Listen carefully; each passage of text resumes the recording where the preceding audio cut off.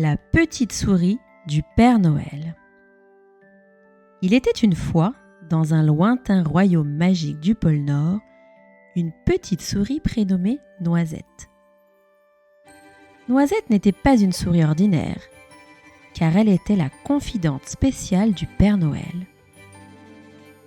Cette petite créature espiègle, au pelage doux et aux yeux qui brillent, avait pour mission secrète de répandre la joie et la magie de Noël partout où ses petites pattes la menaient. Chaque année, à l'approche de Noël, Noisette se préparait pour une mission pleine de féerie. C'était le moment où elle devait voyager à travers le monde, découvrir les rêves des enfants et rapporter les nouvelles au Père Noël. Un jour, alors que la neige recouvrait le pôle Nord d'un grand manteau blanc, Noisette reçut une mission très particulière. Le Père Noël l'appela dans son atelier. Entouré de lutins affairés à préparer les cadeaux, il lui confia une mission des plus importantes. « Noisette, ma petite amie à la robe douce, cette année, je te confie la mission spéciale de retrouver la pierre magique de Noël. Elle a disparu et sans elle, Noël pourrait perdre de sa lueur magique. Oui, la pierre magique qui rendait Noël féerique avait bel et bien disparu. » Noisette prit son sac à dos plein de friandises et de petits cadeaux et s'élança dans la nuit étoilée à la recherche de la pierre magique de Noël.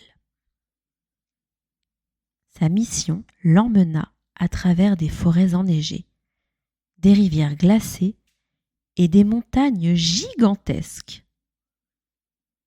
Elle rencontra des rennes un peu espiègles. Ils étaient à la recherche de carottes. Puis, Noisette continua son chemin et s'arrêta pour discuter avec des lutins farceurs qui lui donnèrent des conseils et des encouragements. Alors qu'elle suivait la piste de l'étoile pour retrouver la pierre, Noisette se retrouva dans une mystérieuse forêt enchantée. Les arbres semblaient murmurer des histoires anciennes et produisaient des lumières qui dansaient parmi les branches. Elle rencontra une chouette très sage. C'était la gardienne de la forêt. Et elle lui dit « La clé pour trouver la pierre magique réside dans le cœur des enfants. Écoute leurs rêves et leurs souhaits et tu trouveras le chemin. » Noisette suivit les conseils de la chouette et se glissa discrètement dans les chambres des enfants endormis. Elle écouta leurs chuchotements pendant leurs rêves et découvrit les espoirs qui résidaient dans leur cœur. Alors que le jour se levait, Noisette avait recueilli suffisamment de rêves pour éclairer le ciel de Noël. Cependant, retrouver la pierre magique n'était pas aussi simple. Elle apprit qu'un lutin farceur l'avait emportée pour ses propres caprices. Noisette suivit la piste des lutins pour retrouver ce lutin farceur, jusqu'à une montagne de glace où le lutin avait érigé son repère. Le lutin farceur, surpris par l'arrivée de Noisette, tenta de cacher la pierre magique derrière son dos. « Ha ha, tu veux la pierre, hein? Mais Noël est trop ennuyeux avec toute cette magie. J'ai décidé de garder la pierre pour moi et de rendre Noël amusant avec des farces et des blagues. » Noisette, avec sa petite voix pleine de détermination, expliqua à Farceur l'importance de la pierre pour la magie de Noël. Elle lui parla des rêves des enfants, de la joie que la pierre apportait et du bonheur partagé pendant la saison des fêtes. Touché par les paroles sincères de Noisette, le cœur farceur du lutin fondit. « Peut-être que Noël n'est pas si ennuyeux, après tout, murmura-t-il. Il tendit sa main avec la pierre magique à Noisette, promettant de ne plus causer de tracas. Mais au moment de la prendre, un aigle apparut au-dessus de leur tête et s'empara de la pierre, l'emportant avec. Noisette et Farceur formèrent une équipe pour récupérer la pierre. Ils croisèrent des rennes qui leur demandèrent pourquoi ils couraient ainsi.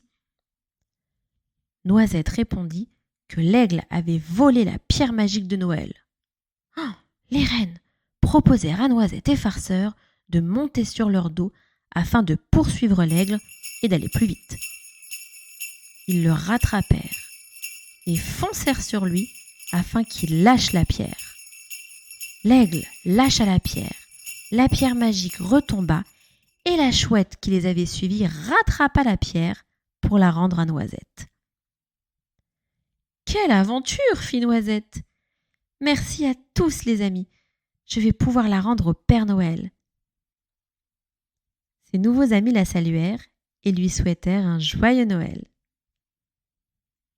Noisette, de retour au pôle Nord, remit la pierre magique au Père Noël. La lueur dorée de la pierre se répandit dans tout l'atelier, illuminant la nuit de Noël d'une splendeur unique. Le Père Noël, reconnaissant, sourit à Noisette. « Grâce à toi, Noisette, la magie de Noël brillera plus fort que jamais. Ho ho ho! Tu es vraiment une petite souris spéciale. Et tu as fait de Noël une fête inoubliable. » Noisette, avec un cœur léger et une mission accomplie, retourna dans la forêt enchantée. Afin de dire au revoir à tous ses amis, les arbres lui souhaitèrent des adieux chaleureux. Les rennes lui firent des clins d'œil complices. Et les lutins applaudirent sa bravoure. Et chaque année, les enfants pouvaient apercevoir une petite souris avec des yeux qui brillent, qui dansait parmi les flocons de neige, apportant avec elle la magie et la féerie de Noël.